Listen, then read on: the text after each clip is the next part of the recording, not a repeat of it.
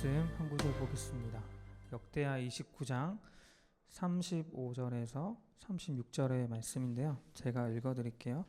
번제와 화목제의 기름과 각 번제에 속한 전제들이 많더라. 이와 같이 여호와의 전에서 섬기는 일이 순서대로 갖추어지니라. 이 일이 갑자기 되었으나 하나님께서 백성을 위하여 예비하셨으므로 히스기야가 백성들과 더불어 기뻐하였더라. 아멘. 여러분들은 하나님이 무너진 것을 보수하시고 새롭게 하신다는 사실을 믿으십니까?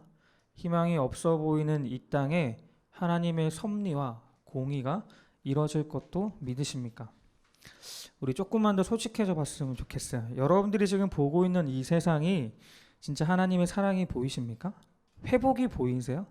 아니면 하나님이 일하고 계심이 느껴지시는지 궁금합니다.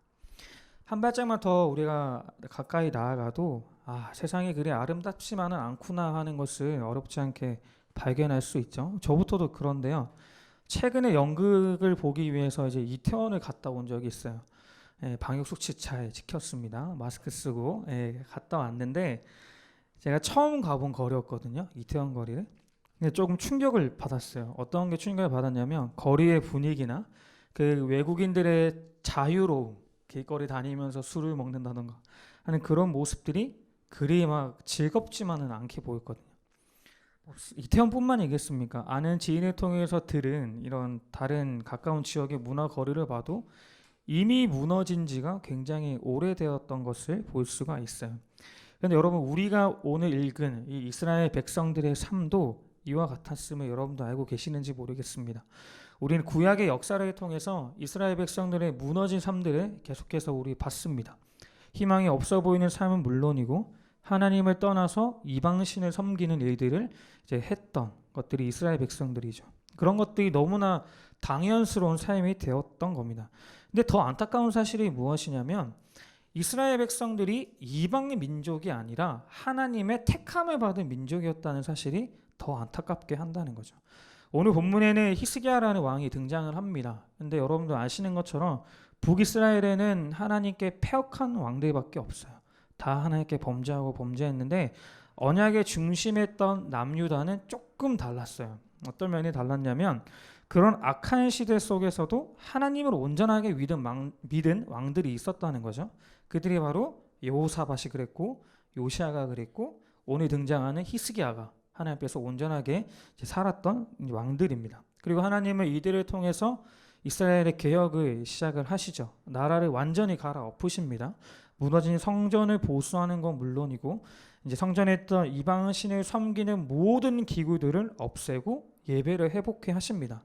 이로 인해서 하나님과 멀어진 관계가 회복되어지고 잊혀졌던 언약이 다시금 이제 기억되는 일들이 이스라엘 땅 안에 일어나게 된 거죠.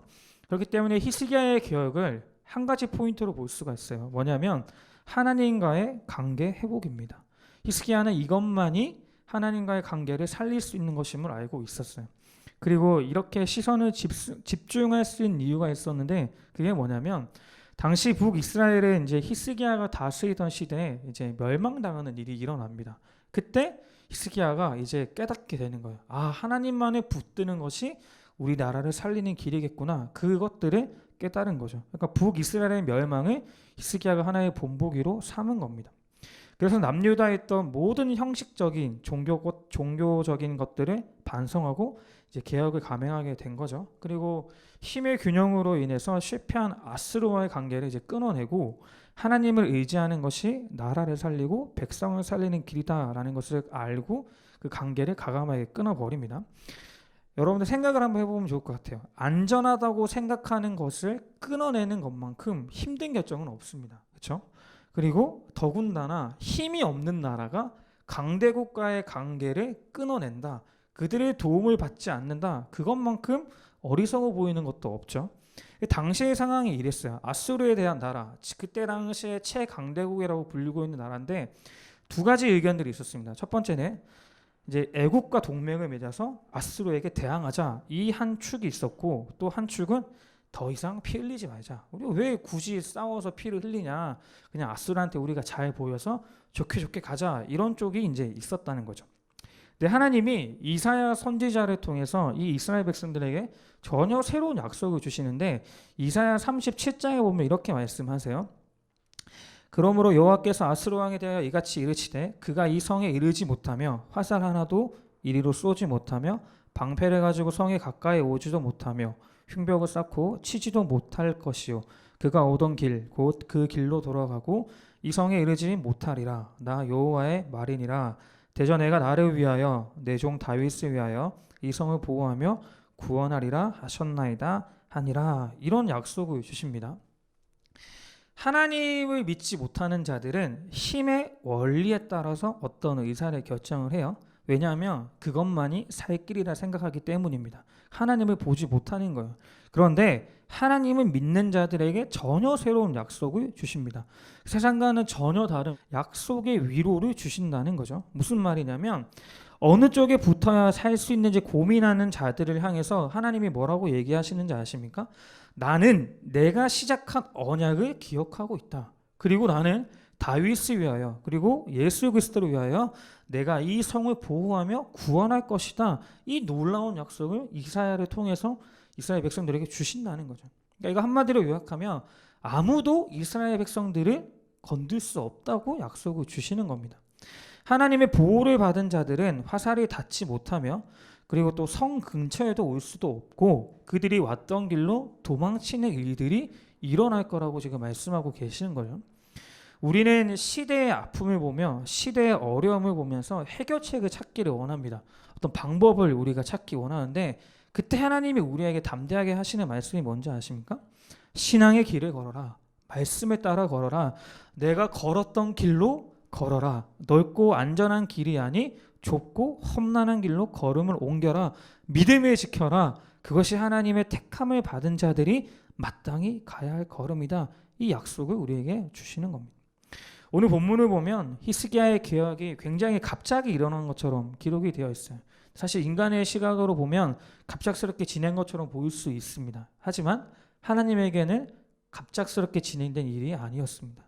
하나님은 이 일을 위해서 계속 진행해 오셨고 끝까지 포기하지 않으셨습니다. 하나님의 일하심과 은혜의 역사는 계속해서 이스라엘 백성들을 향해 그리고 우리를 향해 향하고 있는 거죠. 시대의 아픔 속에서 하나님의 위로를 발견하기 원합니다. 그리고 혼돈의 중심 속에서 흔들리지 않는 말씀의 기둥을 붙잡기 원합니다. 우리의 진정한 위로가 하나님의 약속의 말씀임을 기억하시기 바랍니다. 그리고 그 말씀만이 유일하게 우리를 살리는 길임을 우리가 기억하기 원합니다. 그리고 그 말씀만이 우리에게 참된 평안을 가져옴을 믿으시기 바랍니다. 그 은혜의 중심에 우리 위리부가 서 있기 원하고요. 또한 부족하지만 그 은혜가 흘러가는 귀한 통로의 역할을 잘 감당하는 우리 위리부 가족이 됐으면 좋겠습니다. 시간 같이 기도하겠습니다. 하나님 아버지 감사합니다. 하나님 오늘 히스기야에게 하신 그 약속의 말씀을 통하여서 오늘도 우리가 살아갈 힘을 얻습니다. 하나님 세상은 위로의 방법을 택하고 어떤 해결책을 찾기 원하지만 하나님은 우리에게 약속의 말씀을 주시는 분임을 믿습니다. 하나님 다른 어떤 것들을 기대하지 않도록 하시고 하나님이 주시는 약속의 그 말씀으로 말미암아 우리가 오늘도 살아가는 믿음의 자녀가 될 수 있도록 도와주시옵소서. 말씀만이 우리의 길이며 말씀만이 우리의 힘이며 말씀만이 참된 우리의 지표가 됨을 우리의 삶을 통하여서 고백하고 기도하는 자들이 될 수 있도록 은혜 베풀어 주시옵소서. 오늘도 말씀으로 우리를 가르치실 하나님을 기대하며 나아갑니다. 우리에게 오늘도 소중한 은혜를 하나님 허락하여 주시옵소서. 감사해드리며 예수님의 이름으로 기도합니다. 아멘.